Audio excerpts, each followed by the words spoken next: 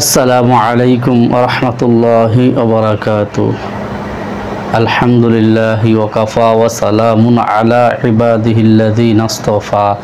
আম্মা বা'দ ফাআউযু বিল্লাহি মিনাশ শাইতানির রাজীম। বিসমিল্লাহির রাহমানির রাহিম। মা লাকুম লা তুরজুনা লিল্লাহি ওয়াকারা। সাদাকাল্লাহুল আলিয়্যুল আযীম। আলহামদুলিল্লাহ, আল্লাহ পাকের অশেষ মেহেরবানি যে আল্লাহ পাক রব্বুল আলামিন আমাকে জাতির সামনে কিছু কথা কোরআন হাদিস থেকে বলার তৌফিক দান করেছেন। আমি রব্বে কারিমের কাছে শুকরিয়া আদায় করতেছি। সম্মানিত ভিউয়ার্স, আমি এই নেট জগতে খুবই নতুন। আমি আজকে দীর্ঘ বহু বছর থেকে ইমামতি করতেছি এবং ওয়াজ নসিহতও টুকটাক করতেছি, কিন্তু কোনোদিনও ভাইরাল হওয়ার চিন্তা করি নাই। কোনোদিনও মানুষদেরকে কিছু কথা বলার নেটের মাধ্যমে যে কোটি কোটি মানুষ দেখতে পারে বা কোটি কোটি মানুষ এগুলা মনে করেন যে উপভোগ করতে পারে, আসলে এগুলো আমার মাথায় এত চিন্তা ফিকির ছিল না। পরবর্তীতে আমি যখন জানলাম, বুঝলাম যে না, জাতিকে কিছু কথা বলা প্রয়োজন, দরকার। যদিও আমার কথা কেউ শুনবে কিনা জানি না বা দেখবে কিনা জানি না, কেননা এখন বর্তমান জমানা আলহামদুলিল্লাহ হাজার হাজার ওলামায়ে কেরাম আছে, লক্ষ লক্ষ ওলামায়ে কেরাম আছে এবং লক্ষ লক্ষ ওলামায়ে কেরামের বয়ান আপনারা শুনেন, লক্ষ লক্ষ ওলামায়ে কেরামের আলোচনা আপনারা শুনেন। তা আমি নগণ্য একজন ছোট মানুষ, জানি না আমার কথাগুলো কার কাছ থেকে কেমন লাগবে, ভালো লাগবে কিনা জানি না। সম্মানিত ভিউয়ার্স, আমি এই মিডিয়া জগতে খুবই নতুন, তো মেহেরবানি করে যারা আমার কথাগুলো ভালো লাগবে, পছন্দ হবে, এবং আমল করার নিয়ত শুনবেন, অনুরোধ রইল সবাই আমার এই চ্যানেলটাকে সাবস্ক্রাইব করবেন এবং সমস্ত মানুষকে। তো কথা না বাড়িয়ে ইনশাআল্লাহ আমি আলোচনায় আসি। আমি কোরআনে কারিম থেকে ছোট্ট একটি আয়াত তেলাওয়াত করেছি আপনাদের সামনে। আমি একটা মসজিদে ইমামতি করি, যেমন সাইসাঙ্গা গ্রাম, ফরিদগঞ্জ থানা, চাঁদপুর জেলা। তো আলহামদুলিল্লাহ অনেক হাজীগঞ্জে ছিলাম আগে বহুত বছর।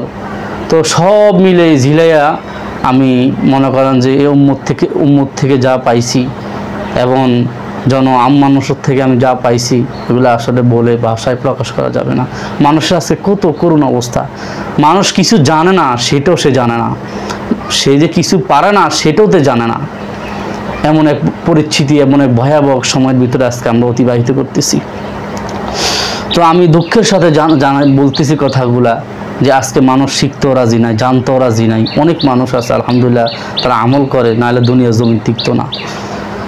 তো আল্লাহ সুবহানাহু ওয়া তাআলা বলেন কোরআনে কারিমে আয়াতের মধ্যে, আল্লাহ তাআলা বলেন, হে বান্দা, তুমি আমার চেয়েও বেশি যাকে ভালোবাসবা, আমার চেয়েও বেশি যে বস্তুকে তুমি প্রাধান্য দিবা, আমি আল্লাহ বলতেছি তোকে ওই বস্তু দিয়াই, ওই মানুষ দিয়াই আমি আল্লাহ তোকে দুনিয়াতে অপমান করব, কঠিন হাসরের ময়দানে অপমান করব। আমি আল্লাহ তাআলা তোমাকে কি করব, ওই বস্তু দ্বারাই, ওই জিনিস দ্বারাই তোমাকে কষ্ট দেব, শাস্তি দেব। অথচ আজকে সন্তানের মহাব্বতে, মনে করেন স্ত্রী মহাব্বতে, আজকে দুনিয়ার ভিতরে কত জুলুম করতেছি, কত মানুষের জায়গা জমি মেরে খাইতেছি। এরপরে মনে করেন যে একটু আল্লাহ রাস্তায় বের হতে চাই না, মনে চায় না একটু নাতি আনন্দ ফুর্তি করবে, স্ত্রীর সাথে মনে করেন স্ত্রীর বিরহ যন্ত্রণা সহ্য করতে পারে না, যাইতে চায় না, অর্থাৎ ঘর থেকে সে বাইর হইতে চায় না ইলম শিক্ষা করার জন্য।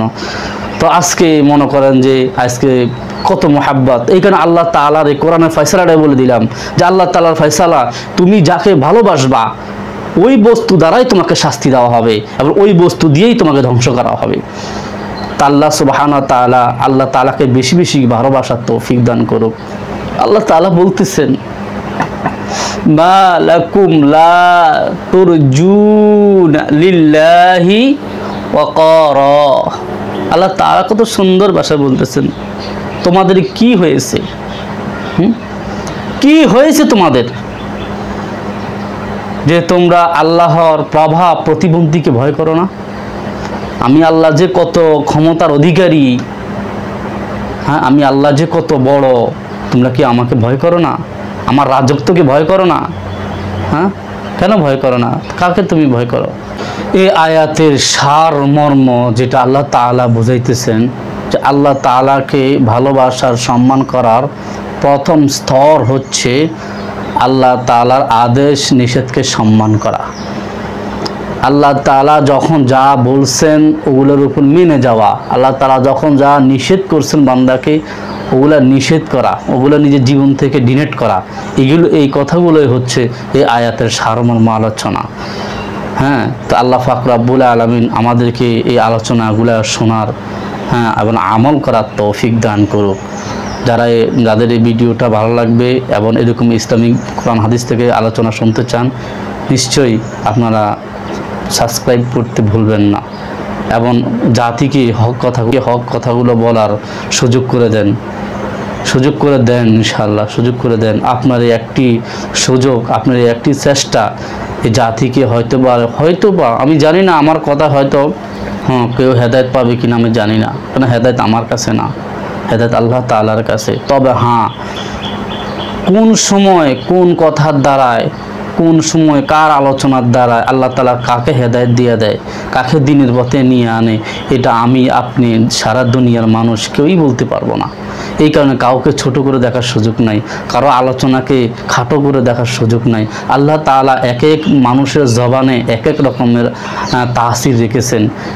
মনে করেন এই যে এত ওয়াজ মাহফিল আমরা শুনি, তারপরও তাসির হয় না। কেন হয় না? হয়তো কিছু সময় দেখা যায় বক্তারও সমস্যা থাকে, কিছু সময় শ্রোতারও সমস্যা থাকে। তখন বক্তার মনে করেন যে উদ্দেশ্য থাকে সে ভালো কোরআন হাদিসের সুরটুর দিয়ে বলে ভাইরাল হয়ে যাবে, টাকা ইনকাম করবে, মানুষ তাকে ভাবা বলবে।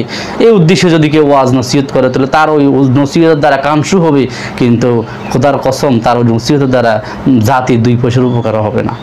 তবে কেউ যদি নিজের ইখলাস থেকে নিঃস্বার্থে জাতিকে কিছু কথা শোনাইতে চায়, কিছু কথা বলতে চায়, তাহলে আল্লাহ তাআলা ওই কথাগুলোর মধ্যে এত পাওয়ার দিয়া দেয়, এত তাসির দিয়া দেয় যে ওই কথার দ্বারাই মানুষের অন্তর ঘামে, মানুষের চক্ষু দিয়ে পানি পড়ে, মানুষের দিল নরম হয়, আল্লাহ তাআলার দিকে ঝুঁকে যায়। যদিও সেই কথাগুলো ভাঙ্গাচুরা, যদিও মানুষটা দেখতে ভালো না, কিন্তু তার কথার মধ্যে আল্লাহ তাআলা এত তাসির দিয়ে দেন।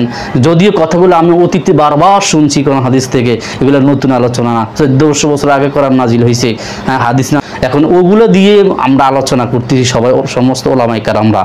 একই কথা এই ওলামায়ে কেরাম থেকেও শুনতেছেন, ওই ওলামায়ে কেরামের থেকেও শুনতেছেন, কিন্তু দেখা গেছে কিছু কিছু মানুষের বক্তব্য এমন, কিছু কিছু মানুষের আলোচনা এমন যে এই কথাগুলো মনে হয় যে আমি নতুন শুনেছি, অথচ এই কথাগুলো আপনি আরও অতীত বহুত শুনেছেন, কিন্তু তার কথার যে তাসিয়ত, ওই তাসিয়তের কারণে এই কথাগুলো আপনার কাছে আকর্ষণীয় এবং নতুন মনে হবে।